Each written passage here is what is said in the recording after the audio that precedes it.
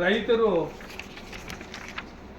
ಬೆಳೆಗಳು ತೊಗರಿ, ಕಡಲೆ, ಹೆಸರು ಕಾಳು, ಆಮೇಲೆ ಮೆಕ್ಕೆಜೋಳ ಇವೆಲ್ಲ ಇಟ್ಟಿದ್ರು ಕೂಡ ಆ ಬೆಳೆ ಸರಿಯಾಗಿ ಬರ್ತಾ ಇಲ್ಲ.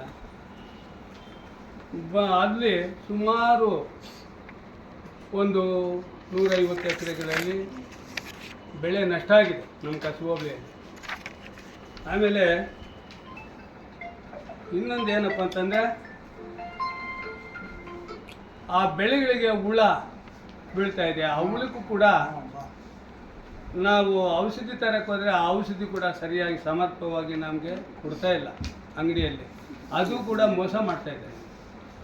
ನಾವು ರೈತರಿಗೆ ಏನನ್ನ ತಗೊಳಕ್ಕೆ ಹೋದ್ರೂ ಕೂಡ ಆಧಾರ ಬೇಕು ಅಂತಾರೆ. ಅದರಲ್ಲಿ ಒಂದು ರೇಟ್ ಇದ್ದರೆ ನಮಗೊಂದು ರೇಟ್ ಕೊಡ್ತಾರೆ. ಅದು ಕೂಡ ಒರಿಜಿನಲ್ ಇರೋದಿಲ್ಲ. ಇನ್ನು ಅಕ್ರಮ ಸಕ್ರಮದಲ್ಲಿ ಕೂಡ ನಮ್ಮ ರೈತರಿಗೆ ಬಹಳ ಅನ್ಯಾಯ ಆಗಿದೆ. ಇವತ್ತಿಗೂ ಕೂಡ ಸರ್ಕಾರ ನಮ್ಮ ರೈತರ ಒಂದು ಗೋಳು ಗಮನ ಹರಿಸ್ತಾ ಇಲ್ಲ. ನಮಗೆ ಅನೇಕ ವಿಧವಾದ ರೈತರಿಗೆ ತುಂಬ ನೋವುಗಳು ಉಂಟು ಮಾಡ್ತಾ ಇದೆ. ಮತ್ತು ಕುರಿಗಳಿಗೆ, ಜಾನುವಾರುಗಳಿಗೆ ಮೇವು ಇಲ್ಲ. ಆ ಮೇವುಗಳಿಗೂ ಕೂಡ ಇವ್ರು ಗೋಶಾಲೆಗಳನ್ನು ಕೂಡ ಇದು ಮಾಡಿದ್ರು. ಅದರಲ್ಲಿ ಕೂಡ ಸ್ವಲ್ಪ ಇದಾಯಿತು.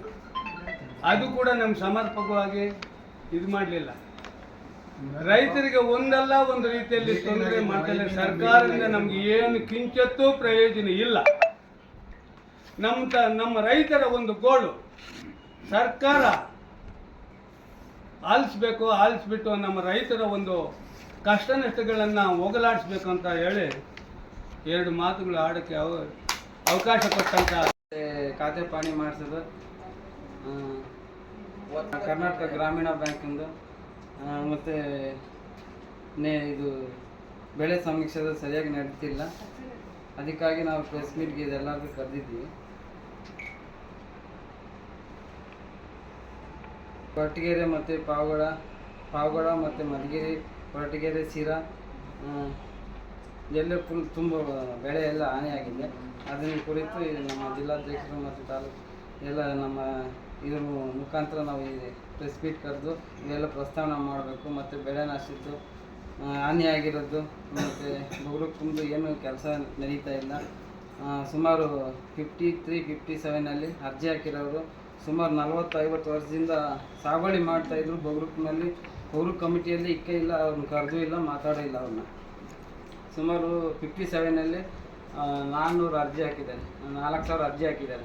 53 100 ಹಾಕಿದ್ದಾರೆ, 52 50 ಹಾಕಿದ್ದಾರೆ. ಅಷ್ಟು ಹಾಕಿದ್ರು. ಬೊಗರುಕು ಇದರಲ್ಲಿ ಭಾರಿ ಅದು ವಿಳಂಬ ಆಗಿದೆ. ಅದರಲ್ಲಿ 57 ಕೇವಲ ಒಂದು 100 ಆಗಿದ್ದಾವೆ. 53 ಅದರಲ್ಲೊಂದು 100 ಆಗಿದ್ದಾವೆ. ಸುಮಾರು 4000 ಅರ್ಜಿಗಳು ವಜಾ ಆಗಿದ್ದಾವೆ. ಅದನ್ನು ತಗೊಂಡು ಅದೊಂದು ಮೊನ್ನೆ ಅವ್ರು ಯಾವ್ದಾಗ ಇಸ್ಕೊಂಡು ಕೇಳಿದೆ ಮಾಹಿತಿ. ಅದೆಲ್ಲ 57 ಟೋಟಲ್ ಎಲ್ಲ ವಜಾ ಮಾಡಿದ್ದಾರೆ, ವಿಲೆ ಮಾಡಿದ್ದಾರೆ. ಅದಕ್ಕಾಗಿ 53 ಮಾತ್ರ ಒಂದು 100 ಮಾಡಿದ್ದಾರೆ. 50 ಯಾವಿಲ್ಲ ಅಂತ ಅವರು ಕ್ಲೋಸ್ ಮಾಡಿ ಹೇಳಿದ್ದಾರೆ. 53, 57 ಮಾತ್ರ ಅದರಲ್ಲಿ 100, ಅದರಲ್ಲಿ 100 ಒಟ್ಟು 200 ಮಾತ್ರ ಕಮಿಟಿಯಲ್ಲಿ ಈಗ ಇಟ್ಟಿದ್ದಾರೆ ಅಂತ ಅವರು ಒಂದು ಅವನನ್ನು ಕೇಳ್ಕೊಂಡು ನಾನು ಮಾಹಿತಿ ಹೇಳ್ತಿದ್ದೆ. ಅದಕ್ಕೆ ಅದೊಂದು ಮತ್ತು ಅಧಿಕಾರಿಗಳು ಸರಿಯಾಗಿ ಕೆಲಸನೇ ಮಾಡ್ತಾಯಿಲ್ಲ. ಏನು ಇದರಲ್ಲಿ ಭಾಗವತ ಸುಮಾರು 20-30 ಇರೋ ಅಧಿಕಾರಿಗಳೆಲ್ಲ ಹೊರಗಡೆ ಆಗಬೇಕು, ಯಾರೂ ಇರಬಾರ್ದು. ಈಗ ತಹಸೀಲ್ದಾರ್ ಹೆಂಗೆ ಹೊಸವ್ರು ಬಂದಿದ್ದಾರೋ ಆ ಥರ ಅಧಿಕಾರಿಗಳೆಲ್ಲ ಹೊಸವ್ರು ಬರಬೇಕು, ಹೊಸ ಸ್ಟಾಫ್ ಆಗಬೇಕು, ರೈತರಿಗೆ ಕೆಲಸ ಆಗಬೇಕು. ಇಲ್ಲಂತಂದರೆ ಕೆಲಸ ಆಗೋದಿಲ್ಲ, ಸಾರ್ವಜನಿಕರಿಗೆ ಅನುಕೂಲ ಆಗೋದಿಲ್ಲ. ಇವ್ರು ಯಾವುದೋ ಒಂದು ಸಣ್ಣ ತಪ್ಪು ಮಾಡೋದಕ್ಕೆ AC ಆಫೀಸು, DC ಆಫೀಸು ಇಲ್ಲಿ ಅದೇನು ಅವರು ಈ ತಲೆಯಲ್ಲಿ ಇಟ್ಕೊಂಡು ಇಲ್ಲಿ ಕೆಲಸ ಮಾಡಿ ಖಾತೆ ಪಾಣಿ ಮಾಡ್ತಾರೆ ಗೊತ್ತಿಲ್ಲ. ಅದರಿಂದ ತುಂಬಾ ರೈತರಿಗೆ AC ಕೋರ್ಟು, DC ಕೋರ್ಟು ಇವೆಲ್ಲಕ್ಕೂ ಹೋಗೋಕ್ಕೆ ಕಾರಣ ಆಗ್ತಾಯಿದೆ. ಇಲ್ಲಿ ಸರಿಯಾಗಿ ಒಂದು ಖಾತೆ ಪಾಣಿ ಇಲ್ಲಿ ಮಾಡಿದ್ರೆ ಅಲ್ಲಿಗೆ ಹೆಂಗೆ ಹೋಗೋ ಕೆಲಸ ಐತೆ. ಅದಕ್ಕಾಗಿ ಇವರೆಲ್ಲ ಹಳಬ್ರೆಲ್ಲ ಟೋಟಲ್ ನುಣ್ಣಗೆ ಹೋಗ್ಬೇಕು. ಇವರು ಹಳಬ್ರು ಹೋದರೆ ತಾಲೂಕು ಆಫೀಸು ಸರಿಯಾಗಿ ರೈತರಿಗೆ ಒಳ್ಳೆ ಕೆಲಸ ಕಾರ್ಯ ಆಗ್ತವಂತ ನಮ್ಮ ಅಭಿಪ್ರಾಯ. ಯಾವುದೂ ಕೆಲಸನೂ ಸರಿಯಾಗಿ ಆಗ್ತಾನೇ ಇಲ್ಲ. ಎಲ್ಲ ಏನು ಏನು 30 ವರ್ಷ ಇಲ್ಲೇ ರಿಸರ್ವೇಷನ್, 20 ವರ್ಷ ರಿಸರ್ವೇಷನ್. ಏನು ಇದೆಲ್ಲ ಇದಕ್ಕಾಗಿ ಈಗ ಹೊಸಬ್ರು ಯಾರು ಬಂದಿದ್ದಾರೋ ಅವರು ಫೀಲ್ಡ್ಗೆ ಹೋಗಿ, ಹೊಸಬ್ರೆಲ್ಲ ಆಫೀಸ್ಗೆ ಹೋಗಿ. ಇಲ್ಲಿ ಹೊಸವರೆಲ್ಲ ಇಲ್ಲಿ ಆಫೀಸಲ್ಲಿದ್ದೀವಿ. ಈ ಹೊಸವ್ರು ಬಂದಿದ್ದೆಲ್ಲ ಫೀಲ್ಡ್ ಹೋದರೆ ಒಳ್ಳೆ ಕೆಲಸ ಆಗ್ತೈತೆ ಅಲ್ಲಿ. ಇಲ್ಲ ಅಂತಂದರೆ ಕೆಲಸ ಯಾರಿಗೂ ಆಗಲ್ಲ. ಯಾರಿಗೂ ಇಲ್ಲ. ಇಲ್ಲೇ ಏನು ಆ ಲೀಡ್ ಹೇಳಿದ್ರು ಇವ್ರು ಹೇಳಿದ್ರು ಅವ್ರು ಹೇಳಿದ್ರು ಅಂತ ಎಲ್ಲ ಅವರೆಲ್ಲ ಸುಮ್ಮನೆ ಎಲ್ಲ ರೈತನೆಲ್ಲ ಅಲ್ದಾಡಿಸ್ತಾ ಇದ್ದಾರೆ. ಸುಮಾರು ಈ 57ನಲ್ಲಿ ಅರ್ಜಿ ಹಾಕಿ ಅವರು ಅದು ಗೋಶಾಲೆಗೂ ಬರೋದಿಲ್ಲ. ಅವರು ಅಕ್ಕಪಕ್ಕ ಜಮೀನವರು ಹೇಳ್ತಾರೆ ಸುಮಾರು 40 ವರ್ಷದಿಂದ ಮಾಡಿದ್ದಾರೆ ಅಣ್ಣ, ಈ ಜಮೀನು ಮಾಡ್ಕೊಂಡು ಉಳುಮೆ ಮಾಡ್ತಾ ಇದ್ದಾರೆ ಅಂತ ಹೇಳಿದ್ರು. ಇವರು ಸರಿಯಾಗಿ ಅಲ್ಲಿ ಸ್ಪಾಟ್ ಬಾಜಾರು ಮಾಡಲ್ಲ. ಸಾಹೇಬ್ರನ್ನ ಕೇಳ್ತೀವಂತ ಸುಮ್ಮನೆ ಆಗ್ತಾರೆ, ಸಾಹೇಬ್ರು ಹೇಳ್ತಾರೆ, ಇವ್ರು ಸುಮ್ಮನೆ ಆಗ್ತಾರೆ. ವರದರ ಸರಿದಾಗ ಹೇಳಿ ಸಾಕಾಯ್ತು. ಒಂದೇ ಒಂದು ಕೆಲಸ ಆಗಿಲ್ಲ ಬಿಡು. ವರದರ ಸರಿದಾಗ ಕೆಲಸ ಆಗಿಲ್ಲ. ಅದಕ್ಕಾಗಿ ಈಗ ಹೊಸ ತಹಸೀಲ್ದಾರ್ ಬಂದಿದ್ದಾರೆ, ಅವ್ರ ಮುಖಾಂತರ ನಮಗೆ ಕೆಲಸ ರೈತರಿಗೆ ಚೆನ್ನಾಗಿ ಆಗ್ಬೇಕು. ಅವ್ರ ಥರ ನಿರ್ಲಕ್ಷ್ಯ ಕೆಲಸ ಆಗಬಾರ್ದು.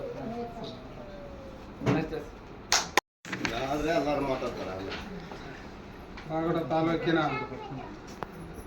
ಒಂದು ವಾರ ಮುಂಚೆ ಒಂದು ಜಮೀನಿಗೆ ಭೇಟಿ ನೀಡಿದೆ. ಏನೋ ಮುಂಚೆ ಹಾಕಿರೋರಿಗೆ ಏನೋ ಒಂದು ಸ್ವಲ್ಪ ಬೆಳೆ ಆಗೈತೆ. ಬೆಳೆ ಆದ್ರೂ ಕೂಡ ಇವತ್ತು ನಾನು ರೈತರ ಕೆಲಸ ಮಾಡಿದ್ದೀನಿ. 2 ಕ್ವಿಂಟಲ್ ಬೀಜ ಹಾಕ್ಸಿದ್ದೆ. ನಮ್ದೇ ಹೇಳ್ತೀವಿ ಪಾಪ, ಬೇರೆಯವ್ರನ್ನ ಯಾಕೆ ಕೇಳೋಣ. 2 ಕ್ವಿಂಟಲ್ ಬೀಜ ಹಾಕಿದ್ದೀನಿ ಸರ್. ಡೈಲಿ ಬೆಳಿಗ್ಗೆ 7 ಗಂಟೆಗೆ ಹೋದನು, 12 ಗಂಟೆವರೆಗೂ ನಮ್ಮ ಹೊಲ್ದಾಗ ಕೆಲಸ ಮಾಡಿ ಆಮೇಲೆ ಜನಸೇವೆ ಮಾಡೋದು ಗೊತ್ತಾಯ್ತು. ಅದು ಏನಾಗಿತ್ತು ಅಂದರೆ ನನಗೆ ರೂಪಾಯಿ ಬೆಳೆ ಆಗೈತೆ. ರೂಪಾಯಿ ಬೆಳೆ ಆದ್ರೂ ನಾನು ಕಿತ್ತು ಮಾರಬೇಕಾದ್ರೆ 1,40,000 ಖರ್ಚಾಗೈತೆ. ನನಗೆ ಸಿಕ್ಕಿರೋದು 90,000 ಸಿಕ್ಕೈತೆ. ರೂಪಾಯಿ ಬೆಳೆ ತೆಗ್ದಿದ್ದೆ. ಇಲ್ಲಿ ಮಾರುಕಟ್ಟೆ ವ್ಯವಸ್ಥೆ ಇಲ್ಲ, ತಂದಿರೋಂಥ ಕಡ್ಲಕ್ಕೆ ಕೊಂಬೋರಿಲ್ಲ. ಸರ್ಕಾರ ನಾನು ರೈತರಿಗೆ ಒಳ್ಳೇದು ಮಾಡ್ತೀನಿ ಅಂತ ಹೇಳ್ತಾರೆ ಸಿದ್ದರಾಮಯ್ಯನವರು. ಈ ಒಳ್ಳೇದು ಮಾಡೋದು ಬೇಡ, ಈ ರೈತರನ್ನ ಹಾಳು ಮಾಡೋದು ಬೇಡ. ಇವತ್ತು ಅಕ್ರಮ ಸಕ್ರಮ TC 25,000 ಕೊಟ್ಟು TC ಕೊಡೋರು. ಇವತ್ತು ಎಷ್ಟೋ ಜನಕ್ಕೆ TC ಇವತ್ತು ಇಲ್ದಂಗಾಗಿ ಅಳಿತಾ ಇದ್ದಾರೆ. ಕರೆಂಟ್ಗೆ ವೋಲ್ಟೇಜ್ ಇರಲ್ಲ. ಇವತ್ತು ಈ ಸರ್ಕಾರ ನಮ್ಮ ಗುಟ್ಗನ್ನ ಕಿತ್ಕೊಂಡಿದೆ, ಅಕ್ರಮ ಸಕ್ರಮ ಆಗಿರೋದನ್ನ. TC ಇವತ್ತು 4 ಲಕ್ಷ ಆಗಿರ್ತಾವೆ, ಪ್ರೈವೇಟ್ನವ್ರಿಗೆ ಕಟ್ಟಿ ನಾವು ಹಾಕ್ಸಬೇಕು. ಇಂಥ ಈ PM ಕಿಸಾನ್ ಅಂತ ಹಿಂದ್ಗಡೆ ಸರ್ಕಾರ ನಮಗೆ 4,000 ಆಗ್ತಿತ್ತು, ಅದನ್ನು ಕಿತ್ಕೊಂತು ಈ ಸರ್ಕಾರ. ನಮಗೇನು ಸೀಮಿತವಿಲ್ಲ. ಈಗ ಬಂದಿರೋ ಮಾಹಿತಿ ಪ್ರಕಾರವಾಗಿ ಮಧುಗಿರಿ, ಶಿರಾ, ಪಾವಗಡ, ಕೊರಟಗೆರೆ 4 ತಾಲೂಕು ತುಂಬ ಬರಗಾಲಕ್ಕೆ ತಾಂಡವ ನಡೆಯಿದ್ದಾರೆ. ಒಂದೇ ಕಿವೆ ಕಳ್ಳೆ ಗಿಡ ನೋಡಿದ್ರೆ ಮೊನ್ನೆ ಮಧುಗಿರಿ ತಾಲೂಕು ಹೋಗಿದ್ದೆ, ಕಿತ್ತರೆ 1-2 ಇದ್ದಾವೆ. ಇಂಥ ಬೆಳೆ ಆದಾಗ ತಾಲೂಕು ದಂಡಾಧಿಕಾರಿಗಳು ಕೃಷಿ ಇಲಾಖೆಯರು ಅಲ್ಲಿ ಭೇಟಿ ನೀಡಿ ಬೆಳೆ ಸಮೀಕ್ಷೆ ನಡಿ, ಇಷ್ಟು ಬೆಳೆ ನಷ್ಟ ಆಗೈತೆ ಅಂತ ಜಿಲ್ಲಾಧಿಕಾರಿಗಳು ಮಾಹಿತಿ ಕೊಡಬೇಕು. ಅವರು ಚಕರ ಎತ್ತಾ ಇಲ್ಲ. ಯಾರನ್ನು ಕೇಳ್ಬೇಕು ನಾವು? ಇದು ನಾವು ಕರ್ನಾಟಕ ರಾಜ್ಯ ರೈತ ಸಂಘದಿಂದ ಮುಂದಿನ ದಿನ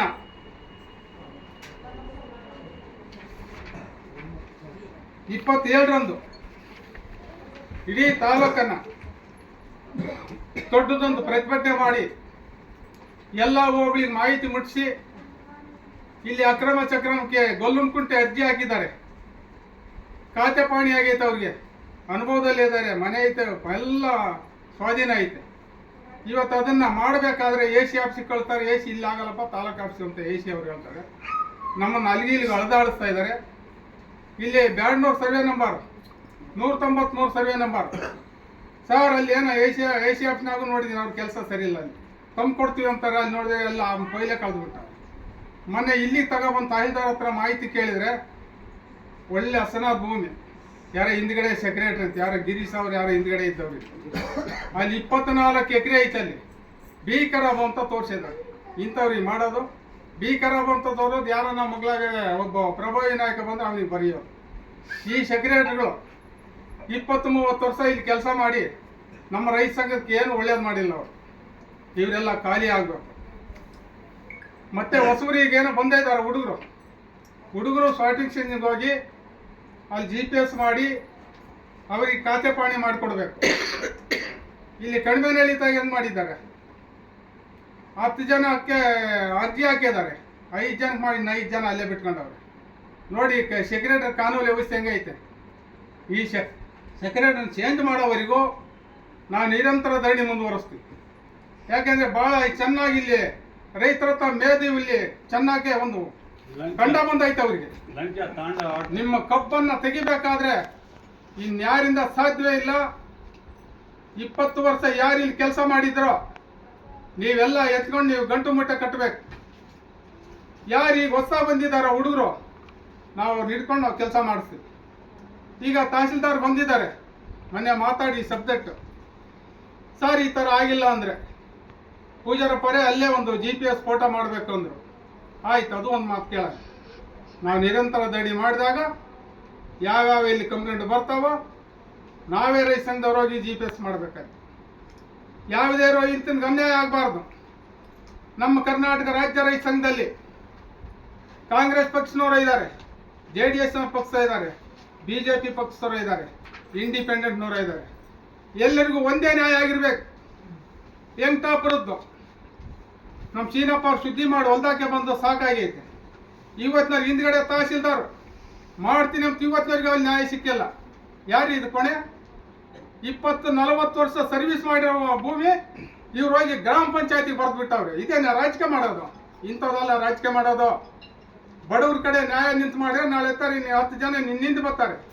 ಇಂಥ ಅನ್ಯಾಯಕ್ಕೆ ಯಾವತ್ತೂ ನಾವು ಬಿಡೋದಿಲ್ಲ. ಕರ್ನಾಟಕ ರಾಜ್ಯ ರೈತ ಸಂಘ ನಿಮ್ಮ ಹಿಂದ್ಗಡೆ ಇರ್ತೈತೆ. ಇಷ್ಟು ಹೇಳ್ತಾ ಮತ್ತೆ ಈ ಘನ ಸರ್ಕಾರ ಇವರು ಫುಡ್ ಮಿನಿಸ್ಟ್ರು ಮುನಿಯಪ್ಪನವರು ಮೊನ್ನೆ ಅಕ್ಕಿ ಕಾರ್ಡುಗಳು ನಮ್ಮ ತುಮಕೂರು ಜಿಲ್ಲೆಯಲ್ಲಿ ಬಹಳಷ್ಟು ಕಾರ್ಡ್ ತೆಗೆದಿದ್ದಾರೆ. ಇದು ಬಡ ಕುಟುಂಬಗಳದೇ ಹೋಗಿರೋದು.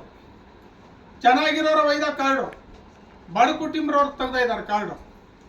ಯಾವ ಕಾರಣಕ್ಕೂ ನಾವು ಕಾರ್ಡ್ ತೆಗಿಯಕ್ಕೆ ಬಿಡೋದಿಲ್ಲ. 60,000 ಜನ ಇಲ್ಲಿ ವಲಸೆ ಹೋಗಿತ್ತೆ. ಅಲ್ಲೇನೋ ಒಂದು ಕಂಪ್ನಿಯಲ್ಲಿ ವಿಶ್ವಾಸ ಇಟ್ಕೊಂಡು ಒಬ್ಬ ಹುಡುಗ ಅವನ ಹಿಂದ್ಗಡೆ ಒಂದು 20 ಜನ ಕೂಲಿ ಮಾಡ್ತಾರೆ. ಆ ದುಡ್ಡು ಅವನ ಅಕೌಂಟಿಗೆ ಹಾಕ್ತಾರೆ, ಇವನು ತೆಗೆದು ಕೂಲಿಯರಿಗೆ ಕೊಡಬೇಕು. ಆ ದುಡ್ಡು ಇವನಿಗೆ ಹೋಗ್ತೈತೆ. ನಿನ್ನ ಅಕೌಂಟ್ನಲ್ಲಿ ಜಾಸ್ತಿ ಬಂತು. ಯಾವ್ದ್ರಿ ಕಾನೂನು ಇದು? ಇದೆಲ್ಲ ಮಾಡು ಅಂತ ಹೇಳಿದ್ವಿ. ಓಟ್ ಹಾಕ್ಬೇಕಾದ್ರೆ ಎಲ್ಲರೂ ಹಾಕ್ರಿ ಅಂತೀರಿ. ಈಗ ಅಕ್ಕಿ ಕಾರ್ಡ್ ಕೇಳಕ್ಕೆ ಯಾರು ಕೇಳೋದೇ ಇಲ್ಲ. ನಿಮ್ಮ ಇದಕ್ಕೆ ನಿಮ್ಮನ್ನು ಅವಕಾಶ ಬಿಡಲ್ಲ. ಮುಂದೆ ನಾನು ಸ್ಟ್ರೈಕ್ ಐತೆ ಬೆಂಗಳೂರಲ್ಲಿ. ನಾನು ಈ ಸಬ್ಜೆಕ್ಟನ್ನು ಸರ್ಕಾರಕ್ಕೆ ಕೊಂಡು ಹೋಗ್ತೀನಿ. ಯಾಕೆಂದರೆ ಭಾಳಷ್ಟು ಅಮಾಯಕರು ಇದ್ದಾರೆ ಇಲ್ಲಿ. ಪಾಪ ನನ್ನ ಯಾರೋ ಹೆಣ್ಣು ಮಗಳು ಬಂದ, ಹಣ ಏನಿಲ್ಲ ನಮ್ಮ ಮನೆಯಲ್ಲಿ, ಒಂದು ಮನೆ ಐತೆ, ಏನೋ ಬ್ಯಾಂಕಿಂದ ಕಂಪ್ಯೂಟರ್ ಮಾಡಿಕೊಂಡು ನಾನು ಅಕ್ಕಿ ತಂದು ಹೊಡ್ಕಲ್ ತಿಂತೀನಿ. ನನ್ನ ಅಕೌಂಟ್ನಲ್ಲಿ ದುಡ್ಡು ಐತೆ 1,20,000. ದೊಡ್ಡದೈತೆ 1,20,000. ಲೆಕ್ಕನೇ ಇಲ್ರಿ ಇವತ್ತಿನ ಆಲ್ವಿಷನ್ಗೆ. ಒಂದು ಆಳಿಗೆ 1,000 ರೂಪಾಯಿ ಕೂಲಿ, ಹೆಣ್ಣು ಮಕ್ಕಳಿಗೆ 500 ರೂಪಾಯಿ ಕೂಲಿ. ಲೆಕ್ಕ ಯಾವ್ದ್ರಿ ಬರ್ತೈತಿ? ಸರ್ಕಾರ ಮಾಡೋ ನಿಯಮಗಳಿಗೆ ಸರಿ ಐತೆ ನೋಡ್ರಿ. ನಿಮಗೆ ಬುದ್ಧಿ ಮುಂದೆ ಕಲಿಸ್ತೀವಿ. ಹತ್ರದಲ್ಲೇ ಐತೆ. ಇದಕ್ಕೆ ಯಾವಕ್ಕೆ ಅವಕಾಶ ಕೊಡಲ್ಲ. ನಾನು 27ನೇ ತಾರೀಕು ಈ ತಿಂಗಳು ಈ ಕರ್ನಾಟಕ ಗ್ರಾಮೀಣ ಬ್ಯಾಂಕ್ ಏನ್ರಿ ನೋಟಿಸಿನ ಮೇಲೆ ನೋಟಿಸು ಏನ್ರಿ ಅವನ ಆತ್ಮಹತ್ಯೆ ದಾರಿ ಹಿಡಿತಾನೆ ನೋಡಿ. ಕರ್ನಾಟಕ ಗ್ರಾಮೀಣ ಬ್ಯಾಂಕ್ನವ್ರಿಗೆ ಹೇಳ್ತಾ ಇದ್ದೀನಿ, ಅವನೇನನ್ನು ಹೆಚ್ಚು ಕಡಿಮೆ ಆದರೆ ಆ ಶ್ರಮ ತಂದು ನಿಮ್ಮ ಬ್ಯಾಂಕಿನ ಮುಂದೆ ಇಡಬೇಕಾಗ್ತೈತೆ. ಬುದ್ಧಿ ಕಲ್ತ್ಕೊಳ್ರಿ.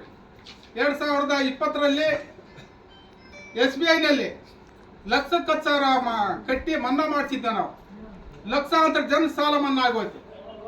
ನೀವು ಉಳಿಸ್ಕೊಂಡು ಬಂದು ಚಕ್ರ ಬಡ್ಡಿ ಅಂತ ಆಗ್ತಾ ಇದ್ದೀರಿ. ನೀವ್ಯಾರು ಎದುರಕ್ಕೆ ಹೋಗ್ಬೇಡ್ರಿ.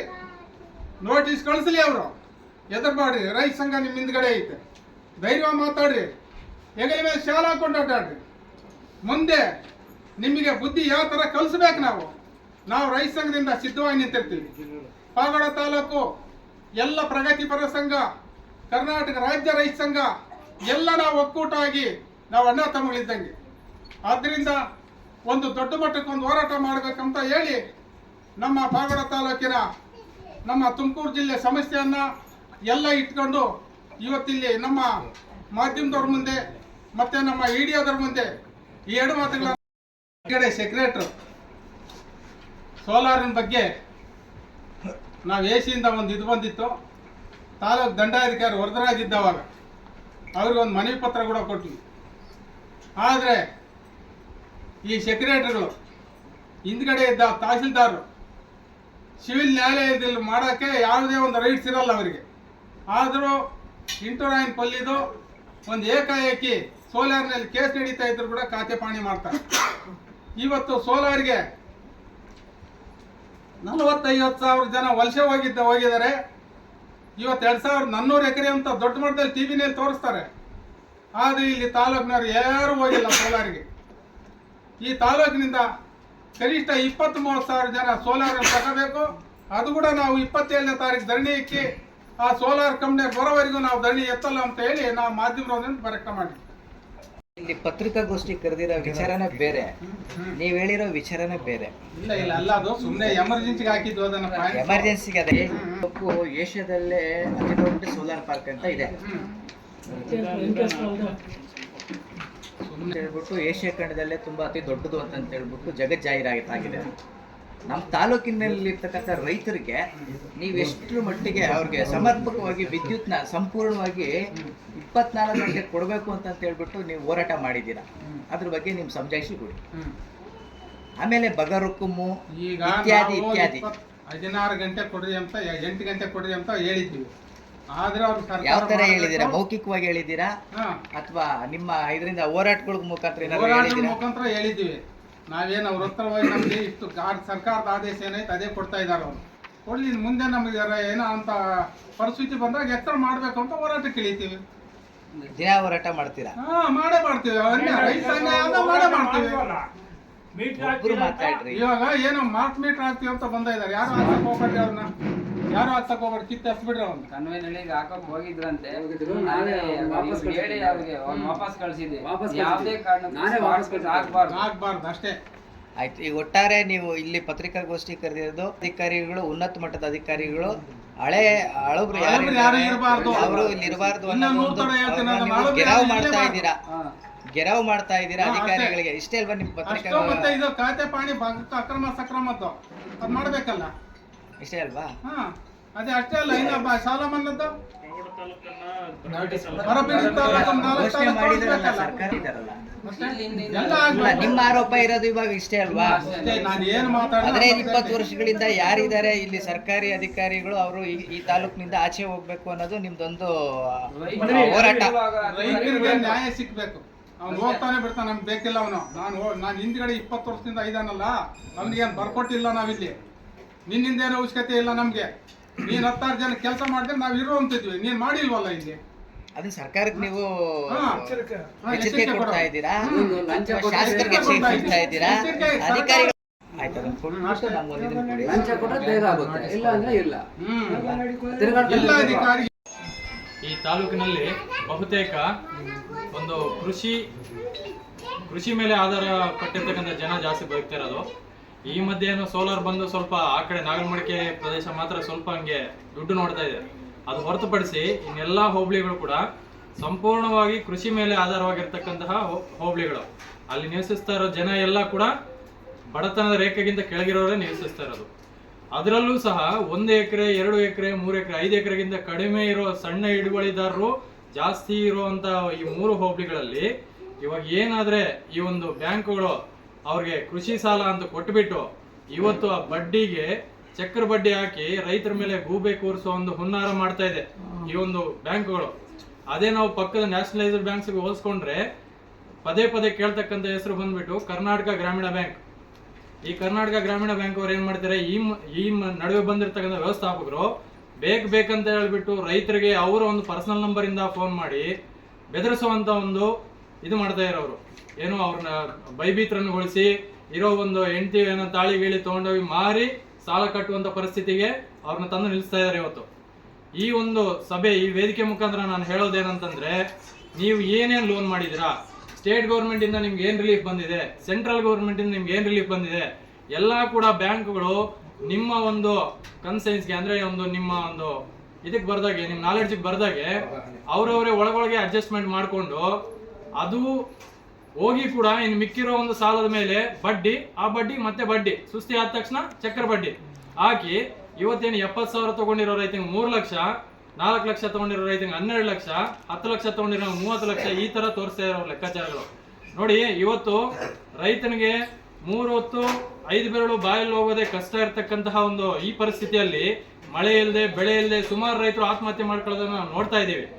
ಇವತ್ತು ನಾನು ಇಲ್ಲಿ ಬಂದಿರ್ತಕ್ಕಂಥ ಕಾರಣ ಏನಂತಂದ್ರೆ, ಯಾರಾದ್ರೆ ನಿಮ್ಗೆ ಬ್ಯಾಂಕ್ನವರು ಕರೆ ಮಾಡಿ ನಾನು ಕೋರ್ಟ್ಗೆ ಹಾಕ್ತೀನಿ, ನಾನು ಕೋರ್ಟಲ್ಲಿ ನೋಡ್ಕೊಂತೀನಿ, ನಿನ್ನ ಆಸ್ತಿ ಜಪ್ತಿ ಮಾಡ್ತೀನಿ ಅಂತಂದ್ರೆ ಯಾವುದೇ ಕಾರಣಕ್ಕೂ ಎದುರಕ್ಕೆ ಹೋಗ್ಬೇಡಿ. ನಿಮಗೆ ಕಾನೂನು ಸಹಕಾರ ನೀಡೋದಕ್ಕೆ ನನ್ನಂತ ವಕೀಲರು ಸುಮಾರು ಜನ ಸಿದ್ಧವಾಗಿದ್ದಾರೆ. ನೀವು ಲಾಯರ್ ಹತ್ರ ಹೋದ್ರೆ ದುಡ್ಡು ಕೊಡ್ಬೇಕೇನೋ, ನೀವು ಮತ್ತೆ ವಕೀಲರ ಹತ್ರ ಹೋದ್ರೆ ಫೀಸ್ ಕಟ್ಟಬೇಕು, ಮತ್ತೆ ಅವ್ರಿಗೆಲ್ಲಪ್ಪ ಕೊಡೋದು, ಈ ತರ ಹೆದರಿಕೆ ಬೇಡ. ರೈತರು ಅಂತಂದ್ರೆ ಉಚಿತವಾಗಿ ಕೆಲಸ ಮಾಡ್ಕೊಡೋ ಅಂತ ನನ್ನಂತ ವಕೀಲರು ಕೂಡ ಈ ಒಂದು ಸಮಾಜದಲ್ಲಿ ಇನ್ನ ಉಳಿದಿದ್ದಾರೆ ಅನ್ನೋದನ್ನ ನೀವು ಮಂದಟ್ ಮಾಡ್ಕೊಳ್ಳಿ, ಆಯ್ತಾ? ಇವಾಗ ಏನು ಈ ಒಂದು ಬ್ಯಾಂಕ್ನ ವ್ಯವಹಾರಗಳಲ್ಲಿ ಅವ್ಯವಹಾರ ಏನ್ ನಡೀತಾ ಇದೆ, ಇದನ್ನೆಲ್ಲ ನಾವು ತಡೆಗಟ್ಟಬೇಕು ಅಂತಂದ್ರೆ ನಿಮ್ಮ ಒಂದು ಬ್ಯಾಂಕ್ ಸ್ಟೇಟ್ಮೆಂಟ್, ನಿಮ್ಮ ಒಂದು KCC Kisan credit card statement ಏನಿದೆ, ಆ ಒಂದು ಸ್ಟೇಟ್ಮೆಂಟ್ ಅನ್ನು ತಗೊಂಡು ಅವ್ರ ಮುಂದೆನೆ ತೋರಿಸಿ, ಸ್ಟೇಟ್ ಗೌರ್ಮೆಂಟ್ ಇಂದ ನಿಮ್ಗೆ ಏನ್ ರಿಲೀಫ್ ಬಂದಿದೆ, ಯಾವ್ಯಾವ ಒಂದು ಪೀರಿಯಡ್ ಅಲ್ಲಿ ಯಾವ್ಯಾವ ಮುಖ್ಯಮಂತ್ರಿಗಳು ಬಂದಾಗ ನಿಮ್ಮ ಒಂದು ಸಾಲನ ಮನ್ನಾ ಮಾಡಿದ್ದಾರೆ, ಅದು ಬಡ್ಡಿ ಮನ್ನಾನ ಸಾಲ ಮನ್ನಾನ ಏನು ಅಂತ ನೋಡ್ಬಿಟ್ಟು, ನೋಡಿ ಸ್ವಾಮಿ ನಾನ್ ಮಾಡಿದ್ದು 2 ಲಕ್ಷ ಸಾಲ ನಿಮ್ಮ ಹತ್ರ, ಅದರಲ್ಲಿ ಇಷ್ಟು % ನಿಮ್ಗೆ ಬಂದಿದೆ, ಇನ್ನು ಮಿಕ್ಕಿರೋ ಅಸಲಾದ್ರೆ ನಾನು ಕಟ್ಟಬಲ್ಲೆ, ನಿಮ್ ಕೈಲಿ ಆದ್ರೆ ಮಾತ್ರ ಈ ತರ ಒಪ್ಕೊಳ್ಳಿ, ಇಲ್ದಿರ ಅವ್ರೇನೋ ಎದುರಿಸೋರು ಅಂತ ಹೋಗ್ಬಿಟ್ಟು ಬ್ಯಾಂಕಲ್ಲಿ ಕುತ್ಕೊಂಡು ಅವ್ರ ಕೈ ಕಾಲು ಹಿಡ್ಕೊಂಡು ಅವ್ರ ಅಪ್ಪನ ಮನೆಯಿಂದ ಯಾರು ತಂದು ಕೂಡ ನಿಮ್ಗೆ ಸಾಲ ಕೊಟ್ಟಿಲ್ಲ, ಅದೆಲ್ಲ ನಿಮ್ ದುಡ್ಡೇ, ಅದೆಲ್ಲ ನಿಮ್ ದುಡ್ಡೇ. ನಿಮ್ ದುಡ್ಡನ್ನೇ ತಗೊಂಡು ಅವರು ನಿಮ್ಗೆ ಬಡ್ಡಿ ಕೊಟ್ಟು ಆ ಬಡ್ಡಿ ಮೇಲೆ ನೀವೇನೋ ಸುಸ್ತಿದಾರರಾದ್ರೆ, ಆಬ್ವಿಯಸ್ ಆಗಿ ಹೇಳ್ತೀನಿ, ಯಾವುದೇ ರೈತ ಆಗ್ಲಿ ಸುಸ್ತಿ ಆಗದಾಗೆ, ದೊಡ್ಡ ರೈತರ ಬಗ್ಗೆ ನಾನು ಮಾತಾಡ್ತೀನಿ. ದೊಡ್ಡ ರೈತರು ಈ ಮಂಡ್ಯ, ಹಾಸನ ಈ ಕಡೆ ಎಲ್ಲ 200-300 ಎಕರೆ ಇರೋ ರೈತರು ಕೂಡ ಬ್ಯಾಂಕ್ ನಲ್ಲಿ ಸಾಲ ತಗೊಂಡಾಗ ಸುಸ್ತಿ ಆಗೋದು ಸಹಜ. ಯಾಕಂತಂದ್ರೆ ಈ ರೈತ ಅನ್ನೋನು ಬೀಜ ಬಿತ್ಬಿಟ್ಟು ಬರೋ ಒಂದು ಸಸಿಯಿಂದ ಒಂದು ಫಲ ತಗೊಂಡು ಮಾರಿ ಮತ್ತೆ ಅದನ್ನ ದುಡ್ಡಾಗಿ ಕನ್ವರ್ಟ್ ಮಾಡ್ಬೇಕು. ಯಾವುದೇ ರೈತ ಡೈರೆಕ್ಟ್ ಆಗಿ ಏನು ನಾಣ್ಯಗಳು ನಾಟ್ಬಿಟ್ಟು ನೋಟುಗಳು ಬರೋಂಥ ಗಿಡ ಯಾರು ನೆಡಲ್ಲ. ಹಂಗ ನೆಟ್ಟಾಗಬೇಕಾದ್ರೆ ಬ್ಯಾಂಕ್ ಅವ್ರು ಕೇಳಿದಷ್ಟು ದುಡ್ಡು ನಾವು ಕೊಡೋಣ, ಇಲ್ಲ ಅಂತಿಲ್ಲ. ಅವತ್ತು ಅವ್ರೇನು ರಾಜ್ಯ ಸರ್ಕಾರದ ಅನುಮೋದನೆ ತಗೊಂಡು, ಕೇಂದ್ರ ಸರ್ಕಾರ ಅನುಮೋದನೆ ತಗೊಂಡು, ಅವರಂತೆ RBI ಗೈಡ್ಲೈನ್ಸ್ ಪ್ರಕಾರ ಏನ್ ರೈತರಿಗೊಂದು ಇಷ್ಟು ಅಂತ ಸಪರೇಟ್ ಆಗಿ ಒಂದು ಎತ್ತಿಟ್ಟಿರ್ತಾರೆ ಫಂಡು, ಅದರಲ್ಲಿ ನಿಮಗೆ ಕೊಡ್ತಾರೆ ಅಷ್ಟೇ. ಇವತ್ತೇನು ಕಮರ್ಷಿಯಲೈಸ್ಡ್ ಆದಾಗ್ಲಿಂದ ಬ್ಯಾಂಕ್ಗಳು ಬರೀ ಕಮರ್ಷಿಯಲ್ ಅವ್ರಿಗೆ ಲೋನ್ ಲೆಂಡ್ ಮಾಡ್ಕೊಂತ ಅವ್ರ ಹತ್ರ ಬಡ್ಡಿ ಸುಸ್ತಿ ಬಡ್ಡಿ ಎಲ್ಲ ತಿಂದು ಅವ್ರು ಚೆನ್ನಾಗಿ ರುಚಿ ಬಂದಿದೆ ಅವ್ರಿಗೆ, ಆ ಒಂದು ರುಚಿನ ಅನುಭವಿಸಿ ಇವತ್ತು ಅದೇ ಒಂದು ಹುನ್ನಾರ ರೈತರ ಮೇಲೆ ಮಾಡೋಣ ಅಂತ ಬರ್ತಾ ಇರೋರು. ಇವತ್ತು ರೈತರೇನೋ ಎದುರಿಸ್ಬಿಟ್ರೆ 2 ಎಕರೆ ಇರೋ ರೈತ 1 ಎಕರೆ ಮಾರ್ಬಿಡ್ತಾನೆ, ಕಟ್ತಾನೆ, 1 ಎಕರೆ ಏನಾಯ್ತು? ಇವ್ರ ಹತ್ರ ಸಾಲ ಮಾಡಿದಕ್ಕೋಸ್ಕರ ನಾವು ಇವತ್ತು ಹೆಂಡತಿ ಮಕ್ಕಳು ಬಂಗಾರಗಳೆಲ್ಲ ಬ್ಯಾಂಕ್ ಅಲ್ಲಿ ಇಟ್ಟು, ಮಣಪುರಂ ಅಲ್ಲಿ ಅಲ್ಲಿ ಇಲ್ಲಿ ಫೈನಾನ್ಸ್ ಗಳಲ್ಲಿ ಇಟ್ಬಿಟ್ಟು ತಂದು ಮತ್ತೆ ಆ ಒಂದು ಬಡ್ಡಿ ಕಟ್ಟಕ್ಕಾಗದೆ ಆತ್ಮಹತ್ಯೆ ಮಾಡ್ಕೊಳ್ಳೋ ಸ್ಟೇಜ್ಗೆ ಇವತ್ತೊಬ್ಬ ರೈತ ಹೋಗ್ತೇನೆ. ರೈತ ದೇಶದ ಬೆನ್ನೆಲುಬು ಅಂತ ಇವತ್ತಿಂದ ಬಂದಿರೋ ಮಾತಲ್ಲ, ಅದು ಸುಮಾರು ವರ್ಷಗಳಿಂದ. ರೈತ ಇಲ್ದಿದ್ರೆ ನನ್ನಂತ ವಕೀಲನೂ ಇಲ್ಲ, ಅವರಂತ ಬ್ಯಾಂಕ್ಗಳು ಇಲ್ಲ, ಬ್ಯಾಂಕ್ ಮ್ಯಾನೇಜರ್ಗಳು ಇಲ್ಲ. ಇವತ್ತೇನು ನಮ್ಗೆ 3 ಹೊತ್ತು ಊಟ ಸಿಗ್ತಿದೆ ಅಂದ್ರೆ ಅದೆಲ್ಲ ನಿಮ್ಮ ಕೃಷಿ ಅಷ್ಟೇ. ಅದು ನೀವು ಬಿದ್ದಿರೋ ಕಷ್ಟದಿಂದಾನೇ ನಾವು ಇವತ್ತು 3 ಹೊತ್ತು ಕೊಂಡ್ಕೊಂಡೇ ಆಗ್ಲಿ ಊಟ ಮಾಡ್ತಾ ಇದೀವಿ. ನೀವೇ ಬೆಳಿಲಿಲ್ಲ ಅಂತಂದ್ರೆ ನಾವೇನ್ ತಿಂತೀವಿ? ಮಣ್ಣು ತಿನ್ನಕ್ಕಾಗುತ್ತಾ? ಇಲ್ಲ ದುಡ್ಡಿದ್ರೆ ಕಂತೆ ಬಾಯಲ್ಲಿ ಇಟ್ಕೊಂಡು ತಿಂದು ನೀರು ಕುಡಿಯಕ್ಕಾಗುತ್ತಾ? ಆಗಲ್ಲ. ಆದ್ರಿಂದ ರೈತರು ಯಾವುದೇ ಕಾರಣಕ್ಕೂ ಈ ಬ್ಯಾಂಕ್ನವರಾಗ್ಲಿ ಇನ್ನೊಬ್ರಾಗ್ಲಿ ರಿಕವರಿ ಏಜೆಂಟ್ಗಳಾಗ್ಲಿ ಎದುರಿಸಕ್ಕೆ ಬಂದ್ರೆ ಯಾವುದೇ ಒಂದು ಎಕ್ಸ್ಕ್ಯೂಸ್ ಇಲ್ದಾಗೆ ಅವ್ರನ್ನ ಕ್ಷಮಿಸದೆ ನೀವು ಒಂದು ಸಂಬಂಧಿತ ಒಂದು ಅಧಿಕಾರಿಗಳ ಹತ್ರ ಹೋಗಿ ನೀವು ಅವ್ರ ಹತ್ರ ಕಂಪ್ಲೇಂಟ್ ಮಾಡಿ. ನಿಮ್ಮ ಜಮೀನಲ್ಲಿ ಬೆಳೆ ಬೆಳಿಲಿಲ್ಲ ಅಂತಂದ್ರೆ ಕೃಷಿ ಇಲಾಖೆಯಿಂದ ಹೋಗಿ ನೀವು ಹಿಡುವಳಿ ಪತ್ರ ತಗೊಂಬನ್ನಿ, ಹಿಡುವಳಿ ಸರ್ಟಿಫಿಕೇಟ್ ಕೊಡ್ತಾರೆ ಅವರು, ಏನ್ ಬೆಳೀತಾ ಇದ್ರೆ ಎಷ್ಟು ಬೆಳೀತಾ ಇದ್ರೆ ನೀವು ಅಂತ. ಆ ಒಂದು ಇದನ್ನ ಇಟ್ಟು ನೀವು ಡಿಫಾಲ್ಟ್ ಅಂತ ತೋರಿಸಿ, ನನ್ನ ಹತ್ರ ಇವಾಗಿಲ್ಲ ಸದ್ಯಕ್ಕೆ, ನನ್ ಬೆಳೆ ಬೆಳೀತಾ ಇಲ್ಲ, ನಾನ್ ಕಟ್ಟೋರ್ಗು ನೀನ್ ನಾನು ಕೇಳಂಗಿಲ್ಲ, ಕೇಂದ್ರ ಸರ್ಕಾರದ ಆದೇಶ ಯಾರಿಗೂ ಇಲ್ಲ, ಇದುವರೆಗೂ ಸರ್ಕಾರ ಕೊಟ್ಟಿಲ್ಲ. ಅವನ್ ಏನಿದ್ರು ಕೂಡ ನಿಮ್ಮ ಹತ್ರ ಬಂದು ಒಳ್ಳೆ ಮಾತಾಡಿ ಕುತ್ಕೊಂಡು ಬೆಳೆ ಬೆಳೆದಾಗ ನೀವು ಮಾರಿರೋ ದುಡ್ಡಲ್ಲಿ ನಿಮ್ಮ ಖರ್ಚಿಗೆ ಇಟ್ಕೊಂಡು ಮನೆ ಖರ್ಚಿಗೆ ಇಟ್ಕೊಂಡು ಮಿಕ್ಕಿರೋ ದುಡ್ಡನ್ನ ಮಿಕ್ಕಿದ್ರೆ ಕಟ್ಬೋದಷ್ಟೇ ಬ್ಯಾಂಕ್ ಸಾಲ. ಅದು ಏನಂತಂದ್ರೆ ಈ ತರ ಕಷ್ಟ ಪರಿಸ್ಥಿತಿಯಲ್ಲಿ ಇದ್ದಾಗ, ಇಂಥ ಪಾವಪಡದಂತ ಹಿಂದುಳಿದ ಒಂದು ಬರಪೀಡಿತ ಒಂದು ಪ್ರದೇಶಗಳಲ್ಲಿ ಇದ್ದಾಗ ಅವ್ರಿಗೆ RBI ಕಡೆಯಿಂದ ಸಪರೇಟ್ ಫಂಡ್ಸೇ ಬರುತ್ತೆ. ಈ ತರ ಬರಪೀಡಿತ ಪ್ರದೇಶಗಳಲ್ಲಿ ನೀವು ಬಡ್ಡಿ ಮನ್ನಾ ಮಾಡ್ಕೊಳ್ಳಿ, ಬಡ್ಡಿಯಲ್ಲಿ ಇಷ್ಟು % ಬಿಡಿ, ಅಸಲಲ್ಲೇ ಇಷ್ಟು % ಬಿಡಿ ಅಂತ.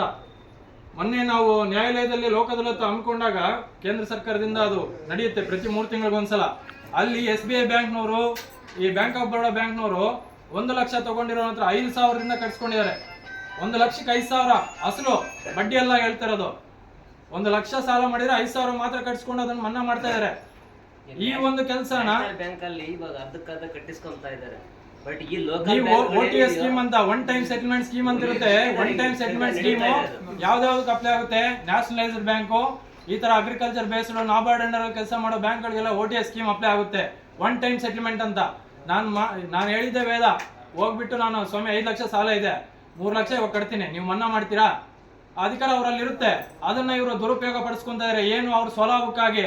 ಇಲ್ಲಿ ರಿಕವರಿ ಜಾಸ್ತಿ ಮಾಡಿದ್ರೆ ನನಗೆ ಇನ್ನೊಂದು ಪ್ರಮೋಷನ್ ಬರುತ್ತೆ, ನನ್ನ ಹೆಂಡತಿ ಮಕ್ಕಳು ಚೆನ್ನಾಗಿರ್ತಾರೆ ಅಂತ ಹೇಳಿ ಅವರೊಂದು ಸ್ವಲಾಭಕ್ಕೋಸ್ಕರ ಇವರು ಮಾಡ್ತಿರೋ ಹುನ್ನಾರ ಇದು. ಯಾವುದೇ ರೈತ ಆಗಲಿ ನಿಮ್ಮ ಒಂದು ಬ್ಯಾಂಕ್ ಸ್ಟೇಟ್ಮೆಂಟ್ ತಗೊಂಡು ಕೋರ್ಟ್ ಮುಂದೆ ಹೋಗಿ ಕೊಟ್ಬಿಟ್ಟು ಇನ್ಕಮ್ ಸರ್ಟಿಫಿಕೇಟ್ ತೊಗೊಂಡೋಗಿ, ನಿಮಗೆ ತಾಲೂಕು ಲೀಗಲ್ ಸರ್ವಿಸಸ್ ಇರುತ್ತೆ, TLS ಅಂತ ಕಾನೂನು ಸೇವೆಗಳ ಪ್ರಾಧಿಕಾರ ಇರುತ್ತೆ, ಅಲ್ಲಿ ನೀವು ಇನ್ಕಮ್ ಸರ್ಟಿಫಿಕೇಟ್ ತೊಗೊಂಡೋದ್ರೆ ನೀವು ರೈತ ಅಂತ ಹೇಳಿದ್ರೆ ನಿಮಗೆ ಉಚಿತವಾಗಿ ಒಬ್ಬ ವಕೀಲನ್ನು ನೇಮಿಸ್ಕೊಂಡು ನಿಮ್ಮ ಒಂದು ಜಮೀನಿನ ವ್ಯಾಜ್ಯಗಳಾಗಲಿ ಯಾವ ವ್ಯಾಜ್ಯಗಳಾಗಲಿ ಫ್ರೀಯಾಗಿ ನಡೆಸ್ಕೊಡ್ತಾರೆ ಅವರು. ನೀವು ಲಾಯರ್ ಹತ್ರ ಹೋಗಿ ಫೀಸ್ ಕೊಟ್ಟೆ ವಾದಿಸ್ಬೇಕಂತೇನಿಲ್ಲ, ಗೊತ್ತಾಯ್ತಾ? ಸೊ ನೀವು ಯಾವುದೇ ಕಾರಣಕ್ಕೂ ಅವ್ರು ಕೋರ್ಟು ಕೇಸು ಪೊಲೀಸು ಅಂತಂದ್ರೆ ಯಾವುದೇ ಕಾರಣಕ್ಕೂ ಹೆದರ್ಕೋಬೇಡಿ. ನೀವು ಸಾಲ ಮಾಡಿದ್ದೀರಾ, ದರೋಡೆ ಮಾಡಿಲ್ಲ, ಕೂನಿ ಮಾಡಿಲ್ಲ, ಅರ್ಥ ಆಯ್ತಾ? ಸಾಲ ಏನಕ್ಕೆ ಮಾಡಿದ್ದೀರಾ? ನಿಮ್ಮ ಮಕ್ಕಳಿಗೆ ಒಡವೆ ತಂದಿದ್ದೀರಾ, ಇಲ್ದಿರ ನೀವು ಮನೆಗಳು ಕಟ್ಸ್ಕೊಂಡಿದ್ದೀರಾ ಏನಾದ್ರು? ಇಲ್ಲ ತಾನೇ? ಬೆಳೆ ಇಡಕ್ಕೆ ತಂದಿದ್ದೀರಾ, ಬೆಳೆ ಇಟ್ಟಿದ್ದೀರಾ, ಲಾಸ್ ಆಗಿದೆ. ಇವತ್ತು ಲಾಸ್ನ ಅದು ಪೂರೈಸ್ಬೇಕಂತಂದ್ರೆ, ಅದು ಭರ್ತಿ ಮಾಡ್ಬೇಕಂತಂದ್ರೆ ಅದು ಭಗವಂತನ ಕೈಯಲ್ಲೇ ಇದೆ. ನಮ್ಮ ಕೈಯಲ್ಲಿದೆ ಮಳೆ ಬರ್ಸೋದು, ಬೆಳೆ ಚೆನ್ನಾಗಿ ಇಳುವಳಿ ತೆಗೆಯೋದು, ಇಲ್ಲ ತಾನೇ? ಬರ ಪೀಡಿತ ಪ್ರದೇಶದಲ್ಲಿ ಹುಟ್ಟಿರೋದು ಅದು ನಮ್ಮ ಒಂದು ದುರಾದೃಷ್ಟ. ಆದರೂ ಕೂಡ ಇಂಥ ಒಂದು ಬ್ಯಾಂಕ್ ಅಧಿಕಾರಿಗಳ ಒತ್ತಡದಿಂದ ಎಷ್ಟೋ ಜನ ಈ ಸಾಲ ಅಂತ ಮರ್ಯಾದೆ ಅಂತ ಹೋಗ್ಬಿಟ್ಟು ಹೆಂಡತಿ ಮಕ್ಕಳು ಒಡವೆಗಳು ಮಾರೋದು, ಆಸ್ತಿಗಳು ತೊಗೊಂಡೋಗಿ ಅಡಮಾನ ಇಡೋದು, ಇದೊಂದು ದಂಧೆ ಆಗೋಗಿದೆ ಈ ಪಾವಗಡ ತಾಲೂಕಲ್ಲಿ. 10 ಲಕ್ಷ 30 ಲಕ್ಷ ಬೆಳೆಬಾಳೋ ಜಮೀನಿಗೆ 10 ಲಕ್ಷಕ್ಕೆ ಅಡಮಾನ ಇಟ್ಕೊಂಡು 3 ತಿಂಗಳು ಬಿಟ್ಟು ರಿಜಿಸ್ಟ್ರಿ ಬರೆದಿರೋ ಹೋಗಿ ಕೋರ್ಟಲ್ಲಿ ಕೇಸ್ ಹಾಕೊಂತೀರಿ. ಇದೇ ನಮ್ಮ ಪಾವಗಡ ನ್ಯಾಯಾಲಯದಲ್ಲಿ ಸುಮಾರು ನಡೀತಾ ಇರುವಂಥ ಕೇಸುಗಳು, ಅರ್ಥ ಆಯ್ತಾ? ನೀವು ಯಾವುದೇ ಕಾರಣಕ್ಕೂ ಬ್ಯಾಂಕ್ ಅವರು ಒತ್ತಡಕ್ಕೆ ಮಣಿದು ನೀವು ಸಾಲಗಳು ಮಾಡೋದು, ಆತ್ಮಹತ್ಯೆ ಮಾಡ್ಕೊಳ್ಳೋವರೆಗೂ ಹೋಗೋದು ಇಂಥವು ದಯವಿಟ್ಟು ಮಾಡಬೇಡಿ. ನಿಮಗೆ ಅದ್ರ ಬಗ್ಗೆ ಏನಾದರೂ ಜ್ಞಾನ ಇಲ್ಲದೆ ಇದ್ದ ಪಕ್ಷದಲ್ಲಿ ನಮ್ಮಂತ ಉಚಿತವಾಗಿ ಸೇವೆ ಕೊಡುವಂಥ ವಕೀಲರು ಯಾರೋ ಒಬ್ರು ಇರ್ತಾರೆ, ಅವ್ರ ಹತ್ರ ಹೋಗಿ ನಿಮ್ಮ ಒಂದು ಕಷ್ಟ ಸುಖಗಳು ಏನಿದೆ ಅವ್ರ ಹತ್ರ ವಿಚಾರಿಸ್ಬಿಟ್ಟು ಅದಾದ ನಂತರ ಒಂದು ಸೆಟ್ಲ್ಮೆಂಟ್ಗೋ ಇಲ್ಲ ಮತ್ತೊಂದು ಯಾವುದೋ ಒಂದು ಸ್ಟೇಟ್ ಗೌರ್ಮೆಂಟ್ ಸ್ಕೀಮೋ ಏನೋ ಒಂದು ಬರುತ್ತೆ, ಅಲ್ಲಿವರೆಗೂ ಕಾಯಿರಿ. ಕಾದಾಗ ಅವರೇ ಬರ್ತಾರೆ, ಬ್ಯಾಂಕ್ ಅವರು ಈ ಥರ ನಡೀತಾ ಇದೆ ಅಂತ ಆಟೋಗಳಲ್ಲಿ ಅನೌನ್ಸ್ ಮಾಡಿಸ್ತಾರೆ. ಸೋಮವಾರ ದಿನ ನೀವು ಹೆಂಗೋ ಮಾರ್ಕೆಟ್ ಡೇ ಅಂತ ಬರ್ತಿರಲ್ವಾ, ಸಂತೆ ಅಂತ, ಅವತ್ತಿನ ದಿನ ಅವರೇ ಅನೌನ್ಸ್ ಮಾಡಿಸ್ತಾರೆ ಈ ಥರ. ಸೊ ಅದಕ್ಕಾಗಿ ಹೇಳ್ತಿರೋದು, ನೀವು ಯಾವುದೇ ಕಾರಣಕ್ಕೂ ಭಯಭೀತರಾಗಬೇಡ್ರಿ. ರೈತ ದೇಶದ ಬೆನ್ನೆಲುಬು ಅಂತಂದ್ರೆ ರೈತನ ಕಾಯಕ್ಕೆ ಸಾವಿರಾರು ಜನ ಸಿದ್ಧರಾಗಿರ್ತಾರೆ. ನಿಮ್ಮನ್ನು ಕಾಯೋದಕ್ಕೆ ಈ ರೈತ ಮುಖಂಡರು ಸುಮಾರು ಜನ ಅವ್ರ ಕೆಲಸಗಳೆಲ್ಲ ಬಿಟ್ಟು ಬಂದು ಇಷ್ಟು ದೂರ ಬಂದು ಅವ್ರು ನಿಮ್ಗೆಲ್ಲ ಬೆನ್ನೆಲುಬಾಗಿ ನಿಂತ್ಕೊಳ್ಳೋಕೆ ಅವರು ಪ್ರಯತ್ನ ಪಡ್ತಿರ್ತಾರೆ. ಅವ್ರ ಹಿಂದೆ ಅಳಿಲು ಸೇವೆ ಅಂತ ನಮ್ಮಂತ ವಕೀಲರು ಯಾರು ಇದ್ದು ನಿಮ್ಗೆ ಸಹಾಯ ಮಾಡಲಿಕ್ಕೆ ಸದಾ ನಾವು ಸಿದ್ಧರಾಗಿರ್ತೀವಿ. ಒಂದು ವೇಳೆ ನಿಮ್ಗೇನಾದ್ರೂ ನಾವು ಒಂದು ಸಿಗದೇ ಇದ್ದ ಪಕ್ಷದಲ್ಲಿ ರೈತ ಮುಖಂಡರನ್ನ ಭೇಟಿ ಆಗ್ರಿ, ಅವರು